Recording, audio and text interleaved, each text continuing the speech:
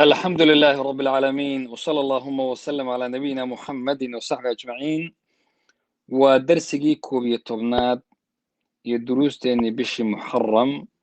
أما الزكو إن شاء الله تعالى قارهانا قيبة الزكاة هل كان وحنوها لنا مسألة ليلة الزكاة في حلي الذهب والفضة حلي الذهب والفضة زكاة اللي زكينا الذهب كقبلوه أي قبان يوحيابها يسكو قرحيان قالينكي ذهبكي وحي لميد مسائشة وخلافك كجرو ayay ka mid tahay dahabka la qabo sanad walba ma laga zakayn haddii aan marka masalada u celino kitaabka rabbi iyo sunnada waxaan helaynaa inay ku tusinayaan dalaala daahira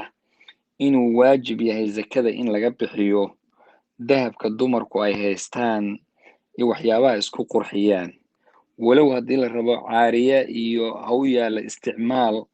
yacnaa inay isticmaalaanba ha u yaallo ha laga caariyeysto ha u yaallo haddii uu gaadho weeye nisaab hadduu dahabku dhan yahay nisaabkuna waxaa weeye qadarka looga zakeeyo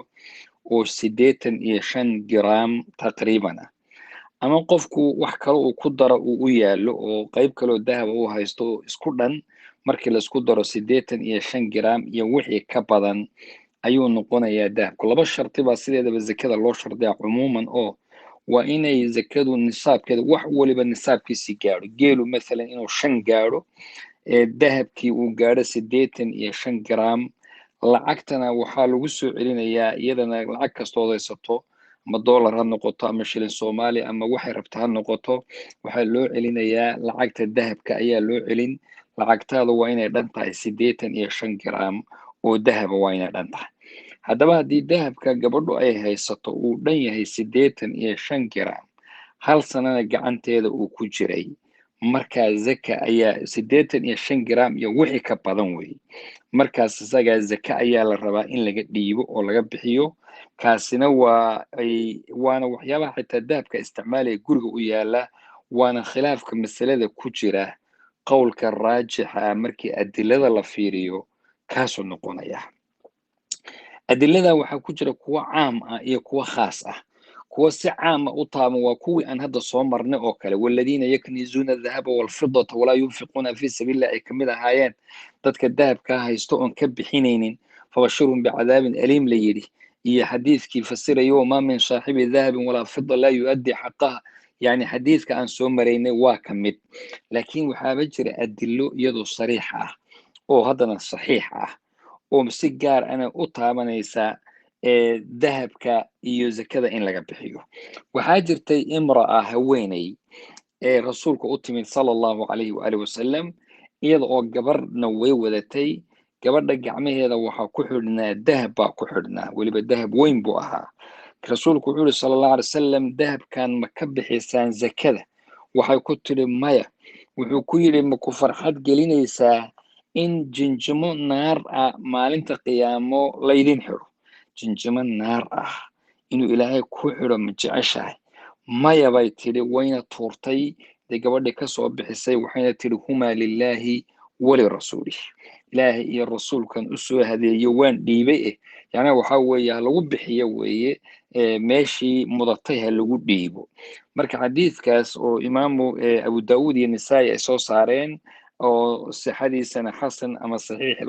labadaba la gaadhsiiyey sidai qolo waliba u cabirtay wuxuu tusinayaa dahabka gabadha sida ka muuqata waa la qabay ogow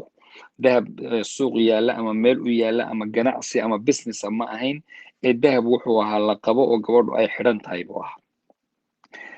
sidaasoo kale umu salama waxaa la wariyaa rasuulka sallallahu alay wasalam inay iyaduna qabtay dahab iyadoo qabto uu arkay oo uu ku yidhi yaa rasuul ay tiri rasuulka allo kani ma kanziba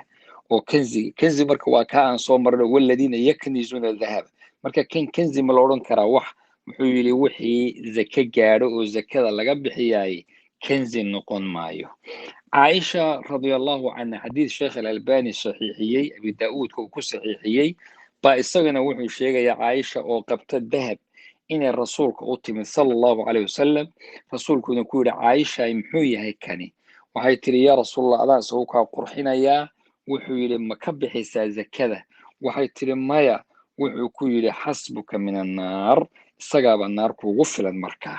marka in laga bixiyo ayuu tusinayaa oo durba laga dhiibo. haddaba adiladan waxay tusinaysaa waa nusuus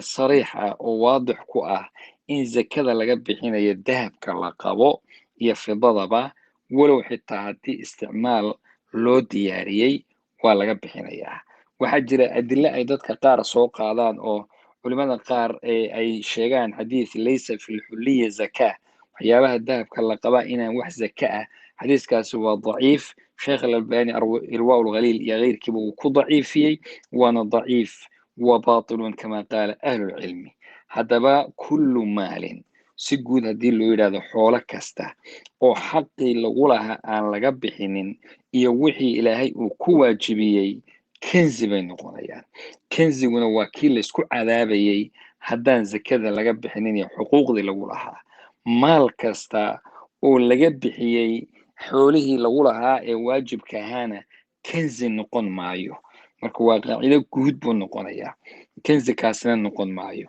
wixii gaadha in laga zakeeyo oo zakada laga bixiyaay kenzi laysku cadaabo noqon maayo. almaalu wain kaana kathiiran, haba bate ma noqon karo kenzi haddii zakada laga bixiyo. marka xoolaha aynu leenahay ha loo degdego, hana la fiiriyo inay zaka dhan yihiin iyo in kale. insha allahu tacaala waan sheegi doonaa qaybaha inoo dhiman haddii alla idin. wallahu aclam.